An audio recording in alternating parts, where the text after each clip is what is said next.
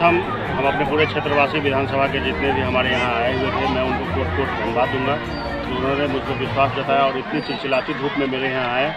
और मैं मतलब कि जब 1 बजे के बाद मैंने भीड़ देखा तो मुझे एक आशा से भी ज़्यादा उम्मीद मैंने भीड़ देखा और मुझे लगा जो ये भीड़ इतनी चिलचिलाते धूप में आए हैं और महिलाएं, खासकर उसमें जो महिलाएं थी वो इतने देर इंतजार किए हमको, इसके लिए मैं उनका ऋणी हूँ और कृतज्ञ रहूँगा ताउम्र इनके इसके लिए। वोट और राजनीति अपनी जगह है, लेकिन उन्होंने जो मुझे अपनापन और मुझे प्यार दिया इसके लिए मैं उनको कोट कोट धन्यवाद। सर, जनस्वराज से ही आप विधानसभा के चुनाव लड़ने की क्यों तैयारी की है? दूसरा ही पार्टी तो है। देखिए, हमने प्रयास किया और जब मुझे लगा तो फिर मुझे अंतिम निर्णय लेना पड़ा, जो कहीं ना कहीं से शुरुआत आखिर कहीं से इसका करना हो, फिर आगे का इसका हम अपना बढ़ाएंगे जो है ये जनस्वराज से ही आगे बढ़ें। आप तो पंचायत के सबसे स्पेशल मुखिया है, हमको लगता है मुजफ्फरपुर में सबसे ज़्यादा लोग आप ही को पसंद करते हैं, तो क्या जनस्वराज से टिकट निकलने का पूरा उम्मीद है? यह जो सभा था एक जनस्वराज का अनाउंस है, उनको कार्यक्रम करवाना है और हर एक प्रत्याशी को और उस कार्यक्रम में दिखवाना है जो आपके पास कितने आदमी हैं, उसी का अनाउंस था। और उस अनाउंस में मुझे लगता है जो हमने पूरा फुलफिल किया और मेरे साथ जो हमारे जो जनता मालिक आए हुए थे वो बहुत ही ज़्यादा संख्या में आए हुए थे, तो वो अनाउंस हमारे हिसाब से हम फुलफिल करते हैं। जो आप जिनको भी वोट दीजिए, आपको जहाँ भी अच्छा लगेगा, अगर सुमन जी खड़ा होते हैं तो सुमन जी को अच्छा लगेगा तो आप सुमन जी को वोट दीजिएगा, अन्यथा आपको जो भी अगर कोई दूसरा व्यक्ति की कोई पसंद आता है लेकिन सही चुनाव रखी हुई है।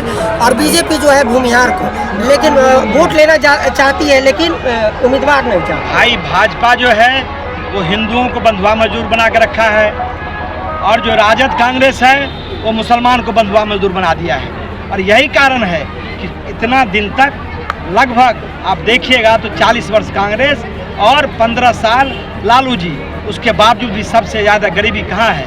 मुसलमानों में है। सबसे ज़्यादा अनपढ़ कहाँ है? सबसे कम नौकरी कहाँ है? मुसलमान में है। आप देखिए 20 साल से जिस हिंदू की बात करते हैं सबसे ज़्यादा पढ़ा लिखा कम जो अति पिछड़ा समाज का लोग हैं उसमें है। जो दलित है 52 से आरक्षण लागू है, कहाँ उसमें लोग मिलता है? उसमें कोटा खाली चला जाता है। वो क्यों चला जाता है?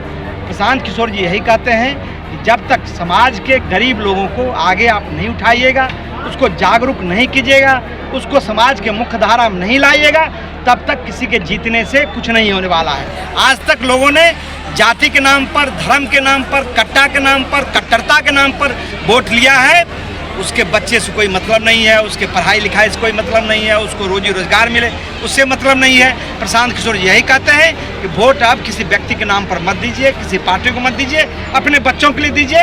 आप अपने बच्चों को वोट दीजिएगा तो आपको गारंटी है कि आपको नौकरी मिलेगी, आपके बच्चे पढ़ लिख लेंगे, गरीबी से निकल जाएंगे, बदहाली से निकल जाएंगे। हो रहा है, कल चिराग पासवान मंच पे आए थे, उन्होंने कहा है कि बिहार में 2 ही दल है, एक सम्मान देने वाला और एक गाली देने वाला। क्या कहेंगे? भाई गाली कौन नहीं दे रहा है? किसकी बात आप करते हैं? मैं कहता हूँ प्रधानमंत्री जी के माँ के संबंध में जिसने भी किया है वो अति निंदनीय है। उससे बुरा काम, नीच काम हो नहीं सकता है, लेकिन उसको इमोशनल किस तरह से भजाया जा रहा है, बंद के नाम पर किस तरह से पेशेंट के साथ, किस तरह से स्कूल के शिक्षक के साथ गुंडागर्दी की जा रही है। तो राजद के गुंडागर्दी में और भाजपा की गुंडागर्दी में क्या अंतर है भाई? दूसरी बात, गाली देने के मामले में तो भाजपा एक्सपर्ट है भाई।